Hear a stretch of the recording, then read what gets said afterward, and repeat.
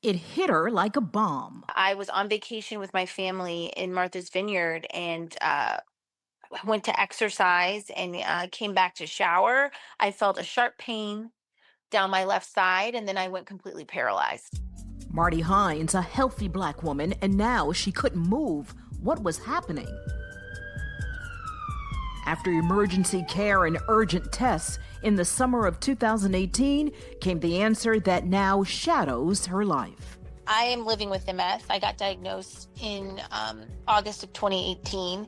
MS, multiple sclerosis, a disease that causes a breakdown of the protective covering of nerves. Black women have a 47% higher risk of getting MS, according to a study by managed care company Kaiser Permanente. And I noticed when I kind of decided to acknowledge and accept that I had this disease, I was looking for resources and support, and I just wasn't seeing anyone that, looked like myself. It was all middle-aged white women. Not just middle-aged white women anymore. Black women in the growing impact of MS, now on Blackland. And now, as a brown person, you just feel so invisible. Where we're from. Brothers and sisters, I welcome you to this joyful day. We celebrate freedom. Where we are. Get on the ground! I know someone heard something. And where we're going. We the people means all the people. The Black Information Network presents Blackland with your host, Vanessa Tyler. And so it was a very traumatic, entry into the world that is MS, because I had never been in the hospital before. I'd never been sick, outside of like the flu. So I had a lot of shock and denial with my diagnosis because I felt like I had been fine. She was not fine. In fact, once doctors frantically ran tests why this healthy black woman was suddenly paralyzed, they discovered what would be a disease for life. And it turned out I had 19 lesions on my brain and 4 on my spinal cord at that time. I wound up needing brain surgery in the winter of 2020 as a result of a lesion that was sitting on a particular nerve in my brain, causing trigeminal neuralgia. And so I started to just share my story on social media and gained a following of people just kind of like watching my journey.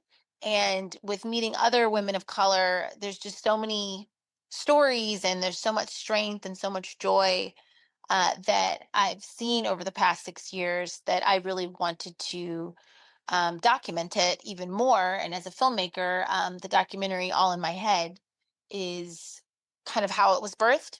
All in My Head, Black Women Living with MS, a documentary produced by Marti Hines and Sophia Williams. So we just started shooting about a month ago, and we're following the stories of 5 women, Black women living with MS so far, but it feels like as we keep going, we're sort of learning about new potential characters and subjects here and there. But it's been interesting just to hear everybody's individual stories, but also kind of the through lines through people's experiences. And people attempting to build community and also not feel alone within this.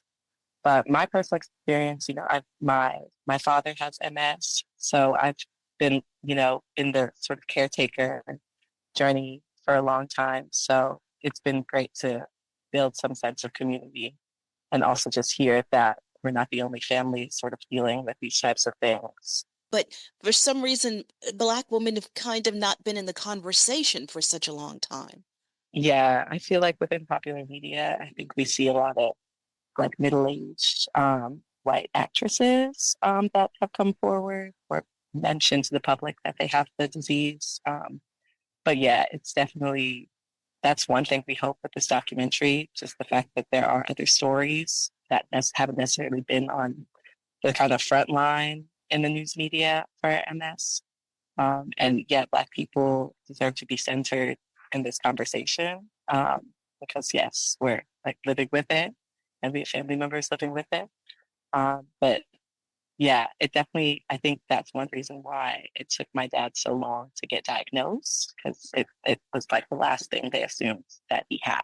For Black women, diagnosis often comes slow, attributed to systemic racism. The documentary All in My Head will point that out in detail. The frightening symptoms like weakness, fatigue, trouble walking, even vision changes.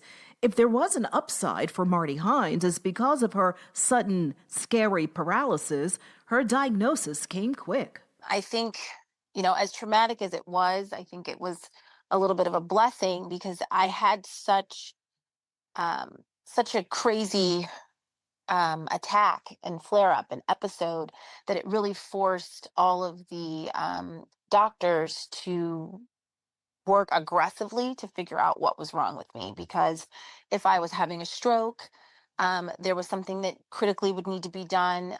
If I was, having something else going on in my body, they had to get to the bottom of it because I was paralyzed.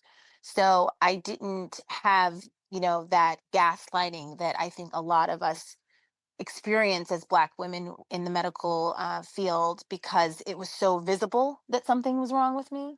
So I actually got diagnosed within a matter of hours, which is not the case, for so many. How has your life changed since the diagnosis, and what is your prognosis? So my life has changed. I always try to find, spots of joy and try to come from a place of gratitude. It has been a really hard and long road. I wound up needing brain surgery in the winter of 2020 as a result of a lesion that was sitting on a particular nerve in my brain, causing trigeminal neuralgia. And so there was a long road of recovery from that in the height of COVID on top of it. And it's something that I carry a lot of grief with me. I think that it's just like any type of grief. It's endless. It's ongoing in terms of what my healthy or former life was. I say often that I've forgotten what it feels like to not be in pain, and that's a really a hard reality to face and to live with and to try to thrive through. But I also have so much that's happened that has made me more intentional. My relationships are so much more rich and more filled with, again, intention and love. And so there's a lot of beautiful things that have come out of it as well. Wow, that's beautiful. What about the prognosis? Before you hear her answer, know that Black women are often diagnosed later, have more severe symptoms, faster disease progression, and as Marti can attest, effects to the spinal cord, requiring the use of a cane or wheelchair. My prognosis is not great. I think that the aggressiveness in the way which I, became diagnosed, my MS I say it's similar to my personality, very aggressive. Um, I believe that by around my 55, I'm 41 right now. So within the next 10 to 15 years, the prognosis is that I will lose my ability to walk as well as my ability to speak. Um, that is not something that, I'm claiming, but I certainly hold space for it, and it's made me be that much more intentional with everything that I do now in this time, like working on this documentary. After the incident in 2018, when you were paralyzed immediately, then you did gain back mobility, and did that come Mhm. back? It did. I was in what we call just an active flare, and so the lesions were just very inflamed, and the nerve that they were sitting on in my my C1 spine, were causing that lack of mobility and that paralysis. So after several days in the hospital with some heavy steroids to bring that inflammation down, I was able to get feeling again. I'm still permanently weakened from that flare, on that side of my body, but I'm so grateful that I am mobile. And she is making the most of that mobility. I just completed a Disney 10K last weekend. And so I just lead with gratitude always. God is good. As God has proven that all the time, but even prayer is not bringing down the high cost of these drugs. I'm grateful to live in metropolitan cities where there are MS clinics, at the major hospitals. So my neurologist specializes in multiple sclerosis. I was fortunate enough to be diagnosed in Boston, which at Brigham and Women's, which is the leading hospital for neurology in all of the country. So I was really fortunate to be in a space where I could have this care team that could be so focused and so knowledgeable. But the expense and the cost is something that I think is just criminal. I am on a particular disease modifying therapy that is $155,000 per infusion. And even with insurance and copay grants, I still have an out of pocket of several $1,000s in order to, receive the medicine that I need to be able to keep my disease at bay. Just keeping the disease at bay is not cheap. My out of pocket specifically is $15,000. And that's just for my treatment that I get twice a year. That's not including prescription medicines that I take daily, MRIs, CT scans. That's all an additional. Marty, do you know whether there are any efforts for a cure? Anything going on scientifically? Any medical breakthroughs? So I actually sit on the board for the Southern California Board of Trustees with the National MS Society. And I also work as a district activist leader, lobbying for disability rights here in the US. And there's a lot of really groundbreaking research and discoveries that have been happening. I say often that I believe that we will find a cure for MS in my lifetime. I think you just have to be careful with that because it's what does a cure mean? Will our existing damage be able to be reversed? Is it stopping people from ever getting MS? I think there's still a lot of layers when you say cure when it comes to this disease in terms of what exactly that will be. But it's really hopeful. There are so many more medications available.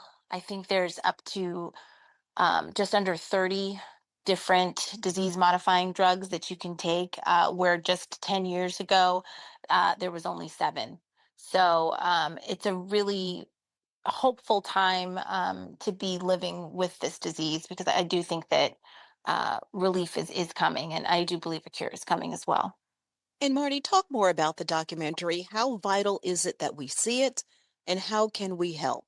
Our stories, Black women's stories, I think are just so rich, and there's so much that can be taken from listening to our stories, whether you're living with a chronic illness or supporting someone that is, our ability to thrive and find joy in the darkest of times is something that I just think is so awe-inspiring and uplifting. We just got done shooting in Atlanta. One of our subjects, we're headed to Australia later this month to meet with another, phenomenal Black woman. And so just all of the financial donations are appreciated. Wow. So you found a Black woman in Australia with MS? She is in Australia. Her name is Azure, and she's a Black American, but she is living in Australia with her wife, Emma. And you will not be able to look away from the screen. She takes up all of your attention. So we're excited to spend some time with her later this month. All in my head, Black women and their journey with MS.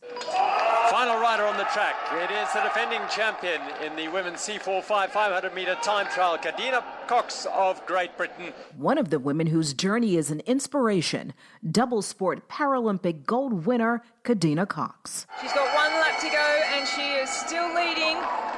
She's on fire. Those burning, flaming shoes are doing the job. Kadina Cox on the back straight now, going to bring it home. Yeah, she's extending her lead with quarter of a lap to go. The gold medal will go to Kadina Cox. Well done, the gold medal. Kadina Cox was diagnosed with MS in 2014. As she explains in this interview with the Multiple Sclerosis Trust, this Black woman is not letting MS stop her from going for the gold. The diagnosis definitely changed the way that I think about things and kind of my outlook. I think now more about kind of living each day as it comes and taking every opportunity that's in front of you. You don't know when things are going to change, you don't know when your life's going to end, and you don't know what's going to come as a challenge. So if you've got an opportunity, I always think it's take it while it's there, because you might not ever have the opportunity to do it again.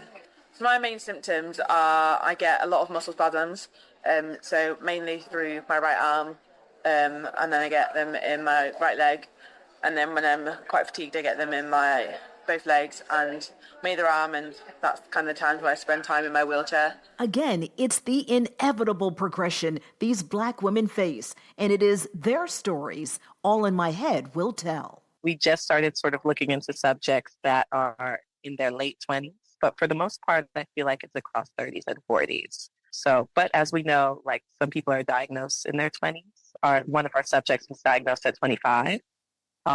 So it could happen at any stage. The producers have started a GoFundMe to get this project completed. Go to help share the stories of Black women living with MS to help. There's so many people that living in this world that you just don't know what they're going through, whether it's an invisible illness or just challenges in their own life. So we're just always trying to lead with grace, and we're hoping that others will do the same, especially during these times. Sophia Williams, Marti Hines. The documentary, All in My Head, Black Women and MS. Thank you both. Thank you so much. I'm Vanessa Tyler. Please like and subscribe to Blackland. Let me know what you think on Instagram at Vanessa Tyler 1. And remember, next Friday, a new episode of Blackland.